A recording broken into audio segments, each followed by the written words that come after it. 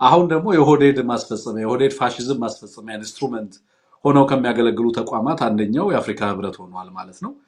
ኢጋድ ስሙ ለምን ኢጋድ ሆኖ እንደቀጠለ አይገባኝም። ወይ አባገዳ ነው መባል ያለበት ወይ ምን ሌላ አይነት ስም ነው ሊሰጠው የሚገባው ብዬ ነው የማስበው። ኢጋድ በቀጠናው ላይ እውነት ለመናገር ተሰሚነት የነበረው ተቋም ነበር የነበረው። ግን እነዚህ ሰዎች መጥተው የነኩት ነገር ሁሉ እንዴት እንደሚበክት እያየ ነው አንሙት። የአፍሪካ ህብረትም ከነዚህ ሰዎች ጋር በሚያደርገው አላስፈላጊ መተሻሸት አንተ እንዳልከው አንድ የኦህዴድ አባል እስኪመስሉ ድረስ የጽህፈት ቤቱ የአፍሪካ ጽህፈት ቤት የአፍሪካ ህብረት ጸሐፊውም ጭምር በዛ ደረጃ ይታዩበት የነበረውን ነገር ስታነሳልኝ ነበር።